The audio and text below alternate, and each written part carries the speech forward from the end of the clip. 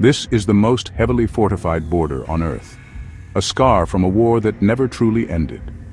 For over 70 years, a fragile truce has held the Korean peninsula in a state of suspended animation, caught between war and peace. But you know, the ice is cracking. To understand today's crisis, we must look back to 1950. The Korean War ravaged the peninsula, drawing in global superpowers, the United States and its allies on one side, China and the Soviet Union on the other. 3 years and millions of deaths later, the fighting stopped. Not with a peace treaty, but with an armistice, a ceasefire. This armistice created the Demilitarized Zone, or DMZ, a 250-kilometer-long, 4-kilometer-wide buffer that is, paradoxically, one of the most militarized places on the planet. For decades, this line has been the focus of brinkmanship, propaganda, and periodic violence. Brief thaws in relations like the Sunshine Policy of the early 2000s offered glimmers of hope, but the fundamental conflict remained unresolved. Today, the primary driver of tension is a spiraling arms race. Under Kim Jong-un, North Korea has accelerated its weapons programs at an unprecedented rate. Pyongyang now claims a diverse arsenal, from short-range ballistic missiles that can strike any target in South Korea within minutes, to new submarine-launched missiles and even hypersonic weapons designed to evade detection. What's truly alarming is not just the quantity but the quality. They're testing solid-fuel intercontinental ballistic missiles, or ICBMs. A solid-fuel missile can be stored, moved, and launched much faster than a liquid-fuel one. It reduces the warning time from hours to mere minutes, making a preemptive strike against them incredibly difficult. And then there is the nuclear threat. North Korea has conducted 6 nuclear tests and is believed to have dozens of warheads. In 2022, Pyongyang passed a new law declaring its nuclear status irreversible and authorizing the preemptive use of nuclear weapons if the leadership feels threatened. In response, South Korea and the United States have ramped up their military cooperation. Large-scale joint drills, which were scaled back to encourage diplomacy, have returned with a vengeance. American strategic assets, nuclear-powered submarines, B-52 bombers, and entire aircraft carrier strike groups now make regular appearances, sending a clear message of deterrence to the North. Crucially, in late 2023, both sides began dismantling the last guardrails. The 2018 Comprehensive Military Agreement, which established no-fly zones and buffer zones along the border to prevent accidental clashes, has been suspended. Now troops are returning to border posts, and live-fire drills are resuming in areas where they were once forbidden. The margin for error has shrunk to zero. This military escalation is happening in a political vacuum. The brief era of symmetry between 2018 and 2019 feels like a distant memory. Today the hotlines are silent. In the South, President Yoon Suk-yeol has taken a hardline, principled stance, demanding complete denuclearization before any significant concessions.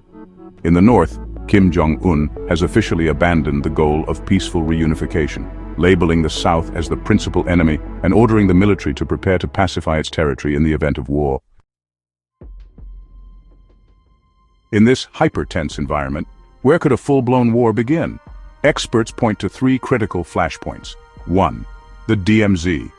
With soldiers from both sides now rearming and reoccupying guard posts, a simple misunderstanding, a stray shot, or a patrol that crosses the line by a few meters, could trigger a rapid and uncontrollable escalation.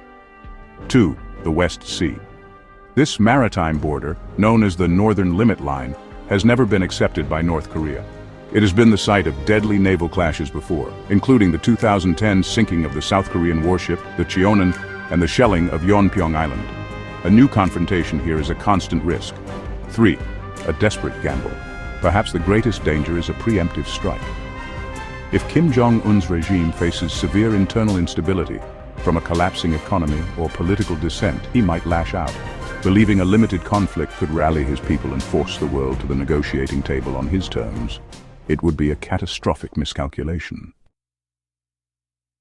A new Korean war would not be a distant regional conflict. It would be a global catastrophe. The human cost would be staggering. The Seoul metropolitan area, home to 26 million people, lies just 50 kilometers from the border, well within range of thousands of North Korean artillery pieces. Casualties in the first few hours could reach the hundreds of thousands. A full-scale conflict would result in millions of dead and wounded. The economic shock would be immediate and devastating. South Korea is a global economic powerhouse. It is home to giants like Samsung and Hyundai. Let's be clear, a war in Korea would trigger a global depression. South Korea is the world's largest producer of memory chips, which are essential for everything from your smartphone to data centers to cars. A halt in production would create a technology bottleneck that would make the supply chain disruptions of the pandemic look minor. We are talking about a multi-trillion-dollar impact. The geopolitical fallout would redefine the world order. The 28,500 US troops stationed in South Korea would be drawn in from the first minute, potentially leading to a direct conflict between the United States and North Korea. China faces an impossible choice: intervene to save its buffer state and risk war with the US, or stand back and face a refugee crisis and a unified US-allied Korea on its border. Japan and Russia would also be immediately impacted. The conflict could become a proxy for, or even a direct catalyst of, a great power war. And finally, there is the ultimate fear. If his regime is on the brink of collapse, would Kim Jong-un use his nuclear weapons? The answer is almost certainly yes. The use of even one tactical nuclear weapon would shatter the 75-year-old nuclear taboo and plunge the world into an unimaginable crisis. An armed and ready North Korea. A defiant and prepared South Korea. Silent phone lines and escalating rhetoric. The pieces are in place for a conflict that would burn the entire world. The international community watches, hoping that diplomacy is not truly dead, that some channel, some off-ramp can be found. Because if a path from the brink isn't found, the forgotten war will be remembered for all the wrong reasons, writing a new and terrible chapter in human history. The countdown has begun. The only question is, can it be stopped?